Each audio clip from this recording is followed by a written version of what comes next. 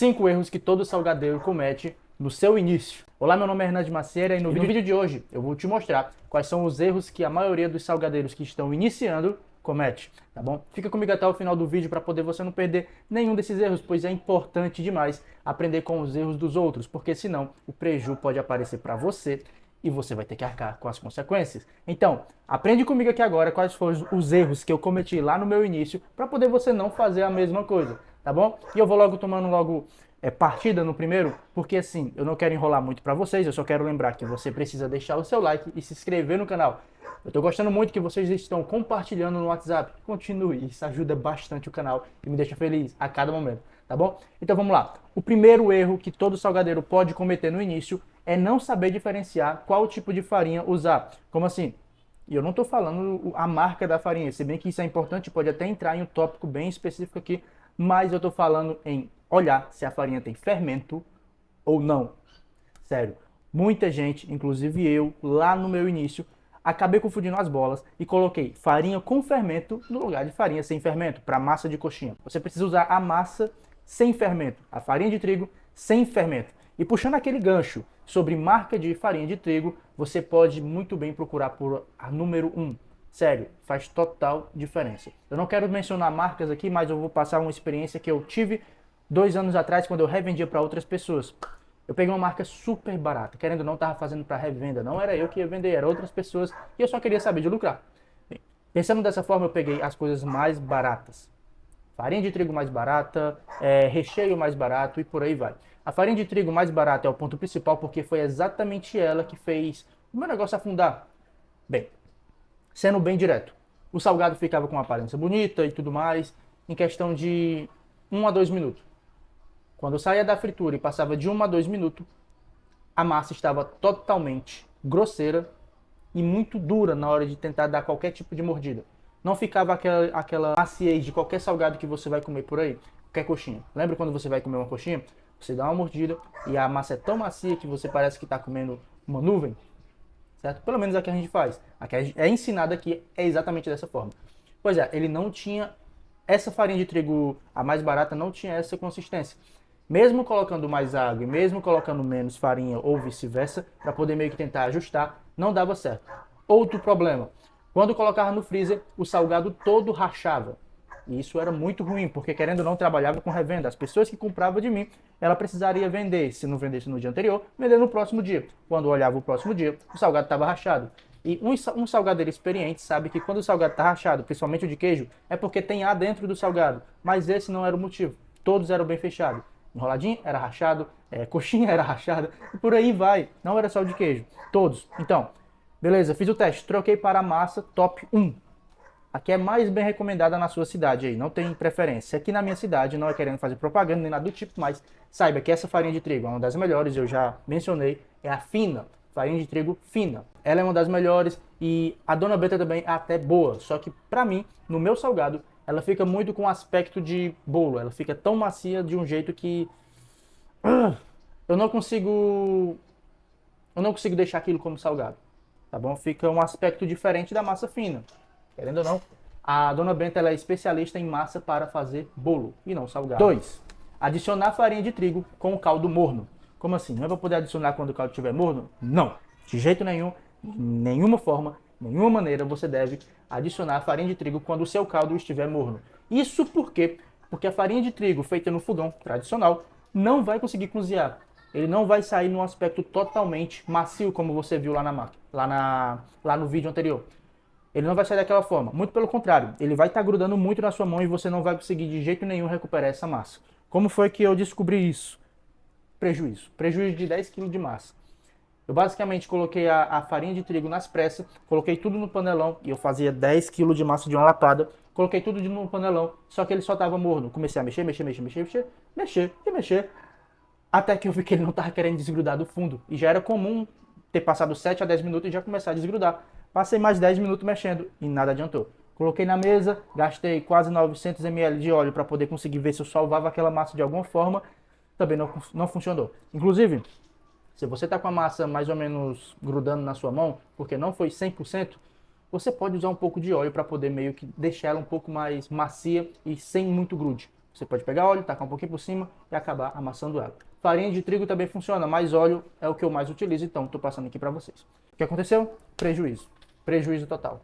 Então, não faça a besteira de colocar farinha de trigo com caldo morno. Espere borbulhar, espere ferver, tá bom? Se não estiver fervendo, não coloque. Não tem temperatura ideal, até porque eu nunca medi a temperatura para poder saber qual era. Mas espere ferver. Em todos os casos, sempre que ferveu, sempre funcionou. 3. Colocar os ingredientes na doida. Por quê? Por quê? Por quê? Por quê? Por quê? Se eu tô te mostrando uma receita onde você precisa seguir a risca, porque é exatamente isso que deixa a massa gostosa, você precisa seguir. Caso contrário, você não vai ter duas coisas, profissionalismo e nem padrão. Você vai estar sempre mudando o gosto da sua massa, sempre. E muito pelo contrário. Eu antigamente jurava de pé junto que mudar o gosto da massa constantemente era o segredo do sucesso. Mas é mentira. O padrão é o que faz a sua loja ter sucesso. Todo santo dia, qualquer pessoa que for comprar lá na sua loja e o salgado for o padrão, a pessoa vai indicar o teu salgado, fala que o teu salgado é uma maravilha, e chega lá, o gosto é totalmente diferente, já prejudica, correto? É o padrão que deixa o seu salgado o mais gostoso possível. Então, pega uma balança, coloca todos os ingredientes na balança, pesa ele, se você quiser mudar a receita, vai, por conta própria, tá bom? Pega uma balança, coloca, mas muda e muda na balança. Faça a mudança na balança e continue pesando aqueles ingredientes que você quiser. Se você mudar para poder ficar sendo tudo na doida, como eu conheço muitas pessoas que fazem isso, vai dar ruim. Vai dar ruim mesmo. Você precisa caprichar em uma massa de qualidade. Aqui no canal já tem, você não precisa de ingrediente secreto para poder conseguir ter uma massa gostosa. Eu lhe garanto, essa massa que você vai fazer aqui, essa massa que já tem disponível aqui no canal, dá de 10 a 0 em qualquer outra massa de salgado de R$1. Então, você pode pegar essa massa, você pode fazer tranquilamente, que você vai vender muito. O segredo é só um complemento e você não deve ficar preocupado com isso. Como eu já falei, eu estou organizando e organizando. Isso demora, porque minha rotina é muito complicada. Eu trabalho bastante e eu estou aqui para poder fazer um videozinho mais tranquilo para vocês e passar qual é o meu processo. Passar o que eu faço para poder ganhar no Funfa, tá bom? E isso leva tempo. Pega essa massa, faz ela e já coloca para poder vender. 1,25, viu? R$1 não. 1,25, porque você vai usar a estratégia bem simples que eu vou estar mostrando nos próximos vídeos. Lá nos comentários eu já postei essa estratégia para algumas pessoas e você pode estar lá conferindo tranquilamente. Aqui eu vou só deixar. Na compra de 10 unidades, cada um sai a R$1, mas individual, cada um sai a 1,25. Você vai lucrar bastante se você fizer isso, tá bom? Sem contar que vai forçar a pessoa a levar sempre mais salgado. E nós que vende salgado de 1,25, sempre vai lucrar na quantidade. Sempre. E acredite, se 10 pessoas comprar, ou se 30 pessoas comprarem 10 salgados, já é R$300 no dia no seu bolso. Pensa. Pensa um pouquinho. 30 pessoas apenas. Tu acha que na tua rua passa 30 pessoas? Pensa um pouquinho. O que R$300 poderia por dia? Por dia. O que R$300 poderia diferenciar na sua vida? E eu tô chutando bem baixo, viu, pessoal? Bem baixo mesmo, porque uma loja padrão apura cerca de 1.900, 1.200, depende do fluxo do local que você escolher e da qualidade do salgado. Esse já tem, depende. Mas esse é os padrões de faturamento da loja. Uma loja bem estruturada, com pessoas trabalhando para você lá, sem você precisar ser o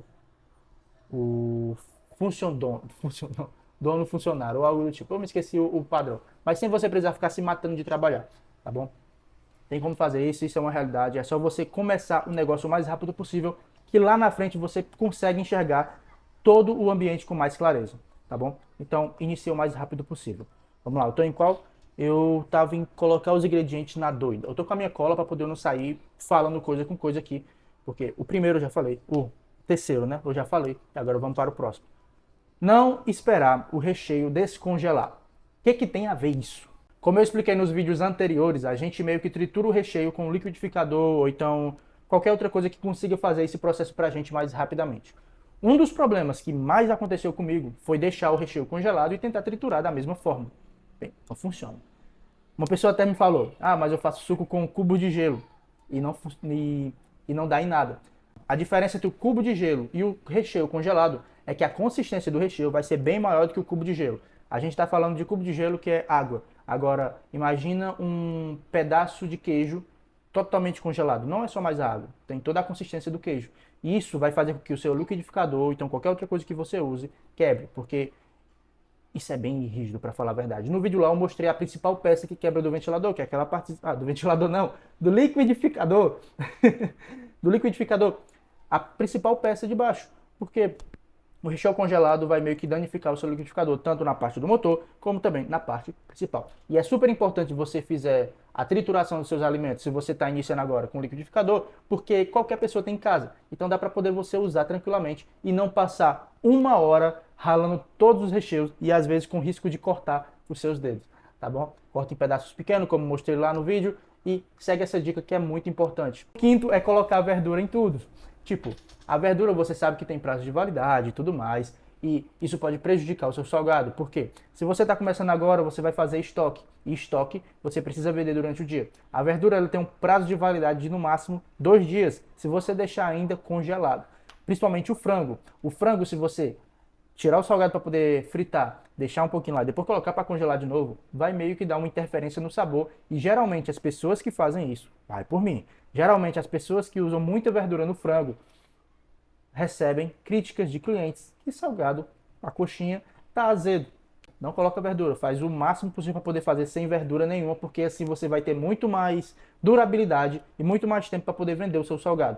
A intenção aqui não é ficar acumulando salgado, é vender todo santo dia e fazer salgado todo santo dia. Mas isso é uma dica para poder você não ter prejuízo, tá bom? Querendo ou não, já passei por isso e eu só estou aqui passando para você. Bem, eu poderia finalizar o vídeo aqui, mas eu quero dar uma dica bônus para vocês. Uma dica bônus que vai fazer total diferença mesmo, certo? Eu sei que você está iniciando agora, não sabe o que fazer direito, se bem que eu já fiz uma playlist inteira para poder você começar a produzir, mas antes de iniciar a sua banca de salgado ou algo do tipo, antes de aprender a parte da fritura, eu quero que você pegue umas artes. Eu vou estar disponibilizando aqui para vocês umas artes que você pode editar totalmente. Você vai pegar ela para poder colocar a sua logomarca ou não, imprimir em um local e ter suas artes. Você vai poder simplesmente pegar um desenho já feito de uma propaganda, tá bom? Uma propaganda de salgado e colocar aí no seu negócio. Essa é a forma que eu tenho para poder ajudar de vocês totalmente grátis, tá bom? Totalmente de graça. Eu comecei a fazer salgado sem propaganda e o resultado foi muito bom, mas quando eu coloquei propaganda no meu negócio, foi exponencial. Cresceu de uma maneira que eu não posso mensurar em palavras. Eu posso meio que calcular em números se eu tivesse realmente a estatística. Mas digamos que cerca de 500 pessoas a mais vieram no meu negócio.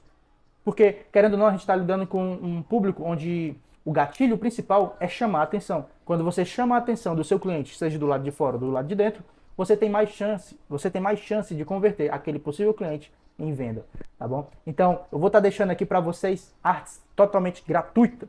Você vai poder baixar, você vai poder editar no Canva e fazer a forma que você quiser. Eu vou estar deixando 2 links. O link editável e o link para poder você baixar tranquilamente e já mandar para a primeira gráfica que você tiver aí na sua mente. Sabe aquelas pessoas que pagam boleto ou então imprimem coisas para vocês? Essas pessoas fazem artes e você é só pedir. E você é só chegar lá, pedir para poder imprimir essa arte e colocar no seu negócio, tá bom? Eu aconselho papel fotográfico emplastificado. O maior que puder. O maior. Mas se não puder, faz o tamanho que ele estiver lá, tá bom? Bem, o vídeo vai ficando por aqui. Eu vou ficando por aqui. Eu agradeço bastante por cada audiência, por cada um de vocês que estão me assistindo. Muito obrigado. Até a próxima. E um beijo.